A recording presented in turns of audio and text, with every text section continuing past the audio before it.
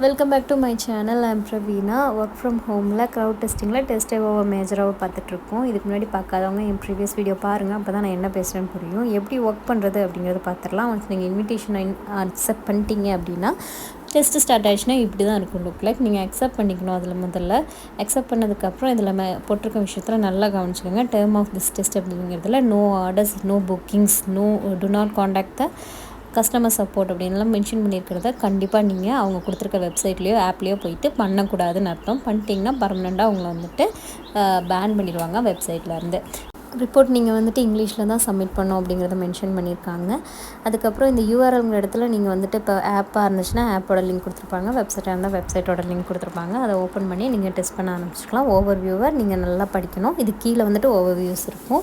அந்த டீட்டெயில் படித்ததுக்கப்புறம் மேலே ஒரு ரெட் கலர் மாதிரி தெரியுது, அதான் ஸ்டார்ட் செஷன் ஸ்டார்ட் பண்ணது. அது கொடுத்தீங்கன்னா எத்தனை மணி நேரம் நீங்கள் ஸ்டார்ட் பண்ண போகிறீங்களோ அதை செக் பண்ணிவிட்டு எந்த டீட்டெயிலில் நீங்கள் டெஸ்ட் பண்ண போகிறீங்க அப்படிங்கிறதையும் மென்ஷன் பண்ணி சப்மிட் கொடுத்துட்டிங்கன்னா செஷன் ஸ்டார்ட் ஆகிடும். ஒன்ஸ் செஷன் ஸ்டார்ட் ஆனதுக்கப்புறம் கீழே பார்த்தீங்கன்னா சப்மிட் பக்னு இருக்குது. ஒன்ஸ் நீங்கள் பக் கண்டுபிடிச்சிட்டிங்க அப்படிங்கிற பட்சத்தில் பக் நீங்கள் அந்த கிளிக் பண்ணிங்கன்னா ரிப்போர்ட் ரெடி ஆகும்.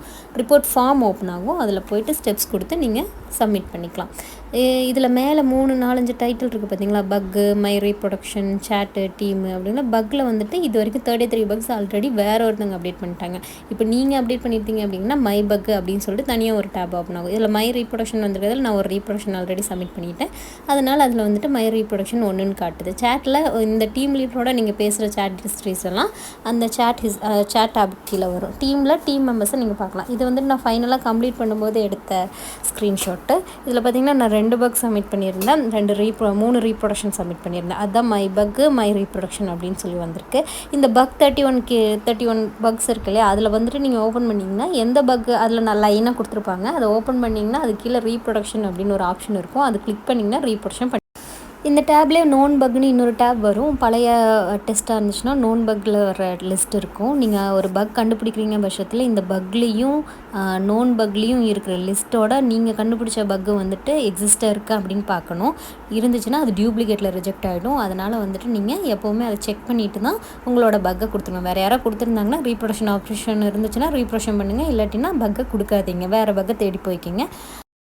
இதில் சேட்டுன்னு இருக்க டேப் இருக்கு இல்லையா, அதை ஓப்பன் பண்ணிங்கன்னா நீங்கள் வந்துட்டு அந்த இடத்துல டைப் பண்ண முடியும். உங்கள் டிஎலுக்கு நீங்கள் @ போட்டு டிஎல்னு போட்டு என்ன டவுட் இருக்கோ அதை மென்ஷன் பண்ணி அவங்களுக்கு அனுப்புனீங்கன்னா அது வந்துட்டு அந்த சேட்டில் வந்துடும். அந்த உங்கள் கொஸ்டினுக்கான ஆன்சரை உங்கள் டிஎல் வந்துட்டு உங்களுக்கு அசிஸ்ட் பண்ணுவாங்க. எனக்கு புரியலை அப்படிங்கிற டீட்டெயிலில் நீங்கள் சேட்லேயே கேட்டுக்கலாம். டீமில் வந்துட்டு இது வரைக்கும் இந்த டெஸ்ட்டில் எத்தனை பேர் பார்ட்டிசிபேட் பண்ணியிருக்காங்க அப்படிங்கிற டீட்டெயில் வந்துட்டு அதில் வந்திருக்கும். அவங்களாம் தான் வந்துட்டு இந்த டீமில் பக்கை சப்மிட் பண்ணுவாங்க.